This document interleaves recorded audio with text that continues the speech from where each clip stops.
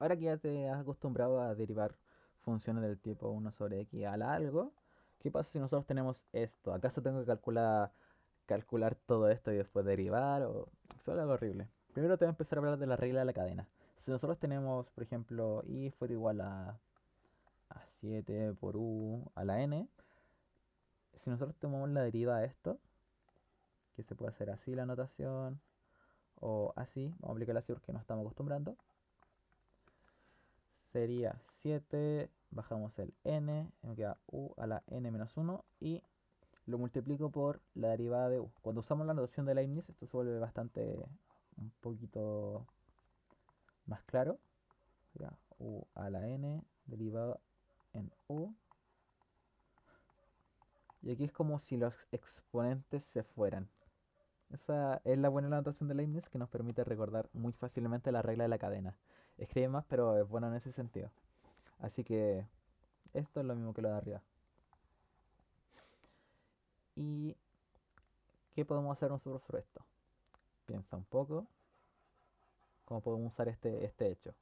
Para empezar, lo mejor que podemos hacer es cambiar variables. Siempre en cálculo y en derivadas, cambiar variable es algo súper útil. Así que u es igual a x más 3. Y la derivada de u es, la derivada de x es 1 y la derivada de 3 es 0.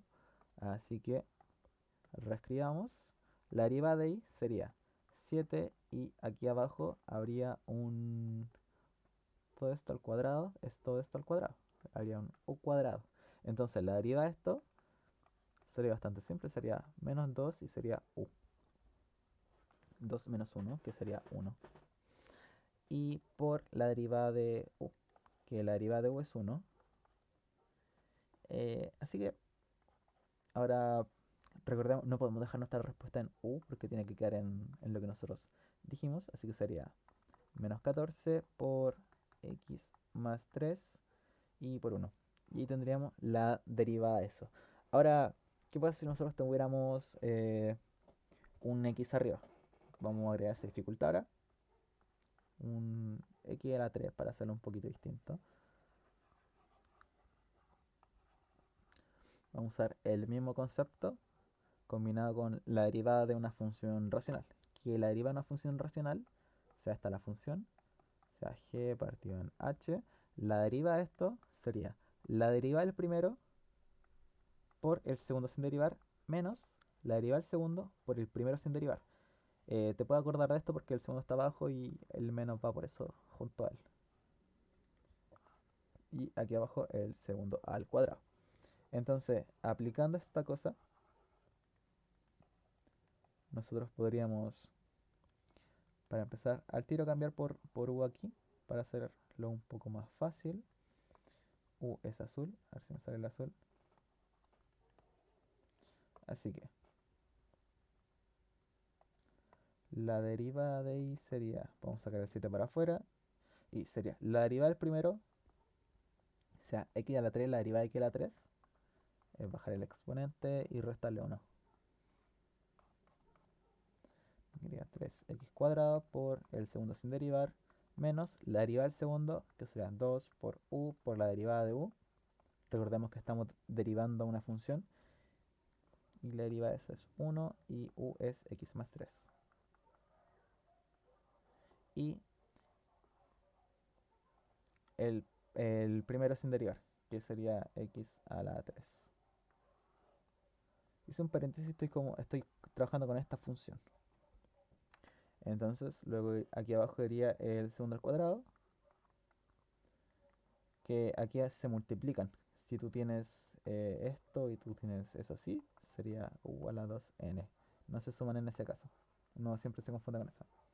Así que me quedaría u a la cuarta, y me quedaría x más 3 a la cuarta.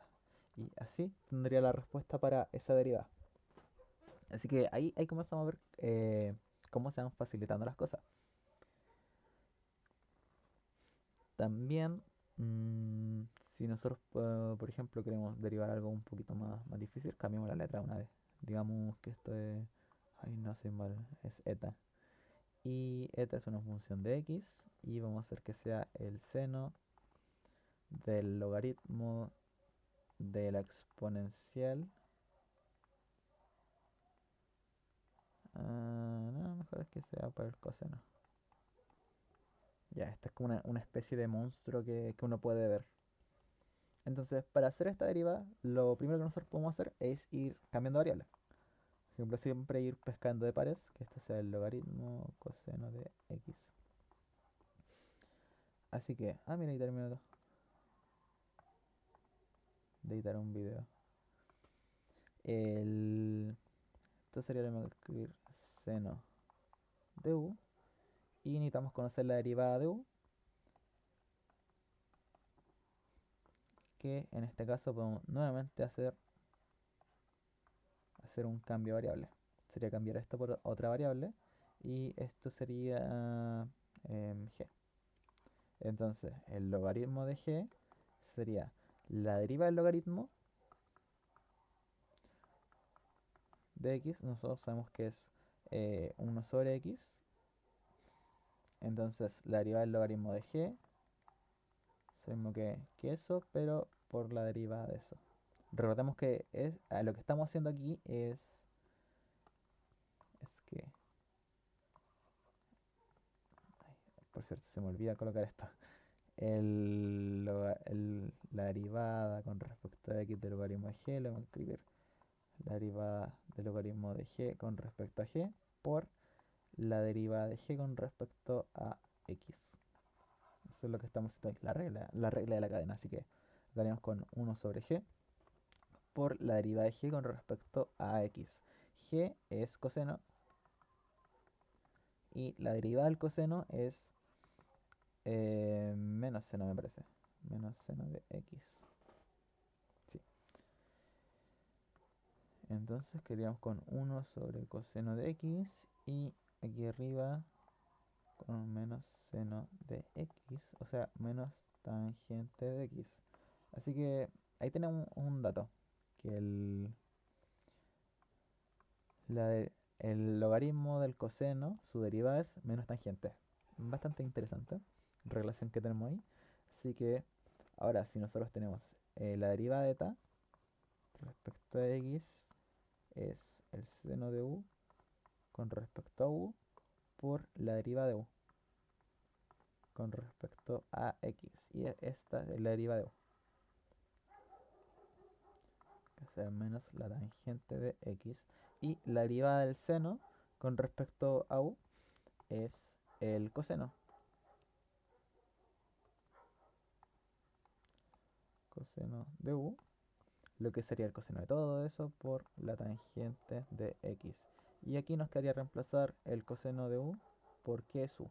U es el logaritmo del coseno. Lo escribo de nuevo.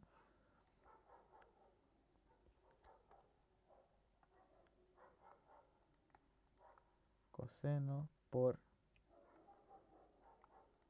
el logaritmo del coseno por la tangente de x y todo esto por un menos. Y así tendríamos esa deriva. Así que aquí estamos viendo el poder de esta regla de cadena y cómo podemos ir generalizando derivadas. Eso sería todo por ahora. Bye bye.